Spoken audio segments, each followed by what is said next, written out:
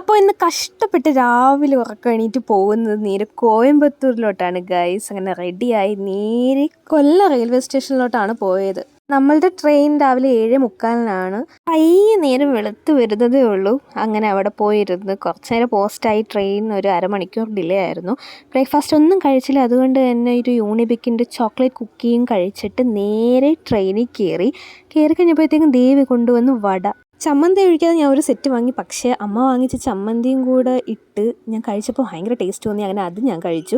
കുറച്ച് കഴിയുമ്പോഴത്തേക്കും ഒരു ബണ്ണുണ്ടായിരുന്നു, സുപ്രീമിൽ നിന്ന് വാങ്ങിച്ച ഒരു ഫ്രൂട്ട് ബൺ. അതും കഴിച്ചിട്ട് നോക്കിയപ്പോഴത്തേക്കും ബ്രെഡും കൊണ്ടുവന്നിട്ടുണ്ടായിരുന്നു. ആ ബ്രെഡിൽ നിന്ന് കുറച്ചെടുത്ത് കഴിച്ചിട്ട് ഇങ്ങനെ ഇരുന്നപ്പോഴത്തേക്കും വരുന്നു അടുത്ത സാധനം. അമ്മയുടെ ബാഗിൽ നിന്ന് പീനട്ട് ബർഫി. ഇതും സുപ്രീമിലാണ്, 60 റുപ്പീസാണ് റേറ്റ്. ഇത് നമുക്ക് ഭയങ്കര ഇഷ്ടമാണ് കേട്ടോ. നമ്മുടെ കപ്പലണ്ടി മിഠായി ഇല്ലേ, കപ്പലണ്ടി വെച്ചുണ്ടാക്കുന്ന ബർഫി നല്ല കട്ടിയാണ് കേട്ടോ.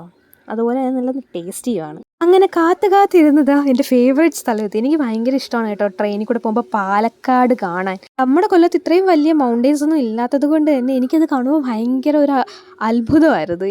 അത് കാണാനാണ് ഞാൻ സൈഡ് സീറ്റ് പിടിച്ചിരിക്കുന്നത്. എനിക്ക് ഭയങ്കര ഇഷ്ടമാണ് ആ പാലക്കാട് തൊട്ട് കോയമ്പത്തൂർ വരെയുള്ള ആ ഒരു ഹിൽസിൻ്റെ വ്യൂ.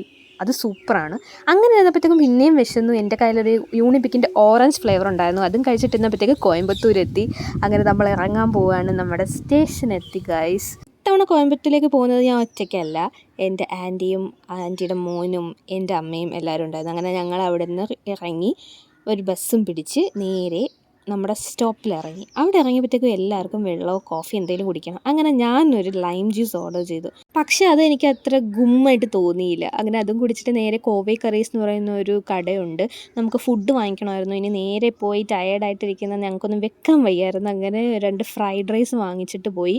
എൻ്റെ അമ്മു, ഞാൻ ഞെട്ടി അത് കണ്ട്. നമ്മുടെ കൊല്ലത്ത് കിട്ടുന്ന ഫ്രൈഡ് റൈസ് പോലെയല്ല, നല്ല കളർഫുൾ, നല്ല വെജിറ്റബിൾസും. നോക്കി ചെറിയ പാട്ടാണെങ്കിൽ നല്ല ക്വാണ്ടിറ്റി ഉണ്ടായിരുന്നു. ആ ചിക്കനൊക്കെ കണ്ടോ, ഫ്രൈ ചെയ്തിട്ടിരിക്കുന്നു. കൊല്ലത്തൊക്കെ ആണെങ്കിൽ ഇങ്ങനെ ഒരു ഫ്രൈഡ് റൈസ് കാണാനേ പറ്റത്തില്ല. അതുകൊണ്ട് തന്നെ ഇതെനിക്ക് ഭയങ്കരമായിട്ട് ഇഷ്ടപ്പെട്ടു ഗൈസ്.